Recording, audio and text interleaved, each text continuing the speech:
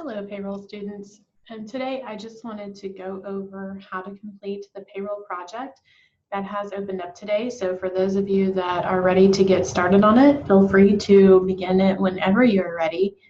As you probably noticed on Canvas, there is a project help to complete first before you get into the payroll. So you do need to complete that. That will just kind of help you navigate the system when you're going in and completing the payroll. So it'll just be really helpful for you. Once you have completed that, you'll start on Payroll Project Part 1, October. And I'm just going to go into it here and kind of show you around just a little bit so you know what to complete. In Payroll Project Part 1, you are going to complete payroll for October 9th and for October 23rd. Once you've completed the payroll here, which is number 1, which you do have check my work, then there will be some questions that it asks you to just verify that you have the right numbers. So once you've completed it, then you'll answer questions 2 through 11, and then you'll move on to the second payroll and then do the same. So within this payroll project, mine load very quickly here. It should load like this. Again, you will need to have Adobe Flash active and running, and your pop-ups activated as well. I'm working in Chrome, and I was able to click my little lockbox up here on the address bar and make sure that Flash and pop-ups were allowed. I reloaded and everything worked. You've had those problems in the continuing payroll problems, so hopefully you're set up here now. The first thing you want to do when you get into this payroll project is to click on the instructions. Click on that. It opens up the instructions that you will need to complete the payroll. The first payroll includes a tutorial, and it has all the reports visually listed for you so you can double check your work. Okay, here's what it looks like. So as you complete, you'll be able to verify beyond just using the check my work, but you'll be able to find errors and see it as you go through. Okay, this is just on the first payroll date, October 9th. So I recommend printing out these instructions. Notice there's a print the instructions option. I have 2 screens in my office, so I'm able to move my instructions to my other screen and follow along that way. But if you do not have 2 monitors, print out the instructions, and I think you'll find that much easier than trying to flip back and forth. Okay. I'm going to go back into my payroll project, and you're truly just going to follow the steps below that they give you. The first thing you'll do is make sure and change your system date if it's not already updated. It should be September 30th of 2017. If that date is incorrect, you will be marked wrong on your check my work. And it will impact your journal entries and everything that you're doing in the payroll project. So make sure you enter that system date correctly. Then the steps are going to walk you through from there. That's step 1. On step 2, it's going to have you click on the General Ledger tab. These are the tabs up here across the top. So I'm truly going to click on General Ledger, and it wants me to click on the Chart of Accounts. That's over here on the left under Account Lists. And I can look through that chart of accounts. The third step is to actually go in and to maintain employees. It directs us to click on the payroll tab, and from there, maintain employees under this green task. It's going to have you scroll down and click on student here, employee number 180, and you would just type in your last name in all caps and then your first name.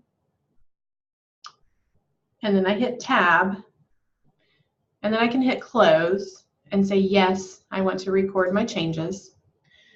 From there, you're going to start entering in the payroll. They give you that information in step 4. They give you the check numbers, all the employees, their hours worked, everything.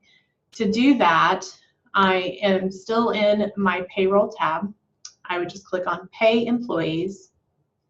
And again, these steps are listed. Just thought we would go over one together so you'd be well aware. I'm going to click add. I'm going to click on my date, and my payroll date in this case, they tell me, is October 9th. So I'm going to make sure and choose October 9th of 2017, again, to make sure my payroll numbers are correct. and I would choose my first employee.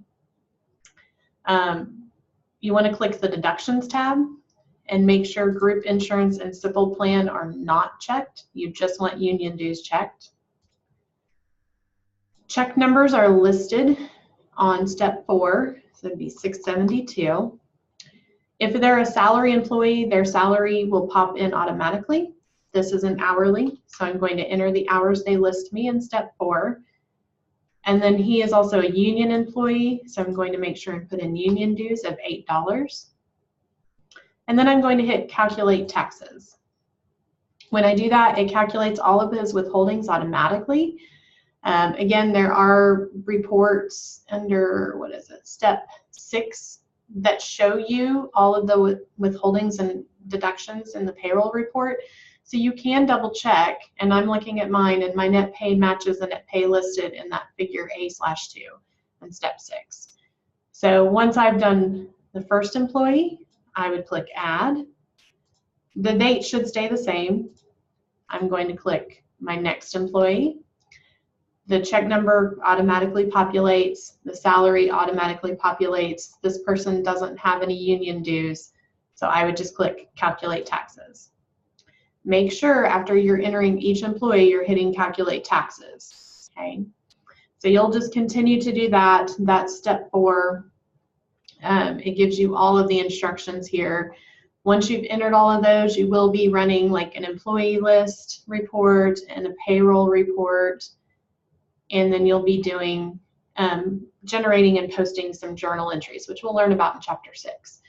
So again, I just wanted to show you that first couple of steps. Make sure you know what the tabs are across the top, and then the menus from there, so you can navigate the system.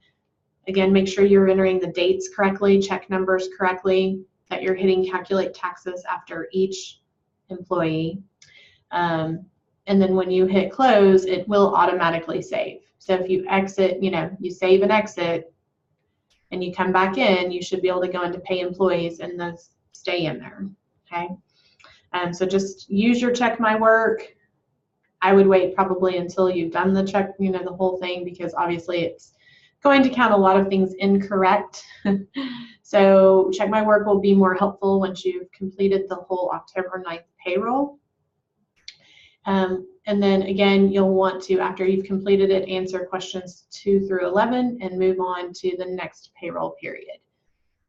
Don't move on to payroll period 1023 until 1009 is correct, because otherwise that's going to cause all your journal entries to be off on the October 23rd. If you have any questions, please feel free to email me. Otherwise, we will be in class next Wednesday, November 7th, if you have anything for me. Thanks, and have a good one.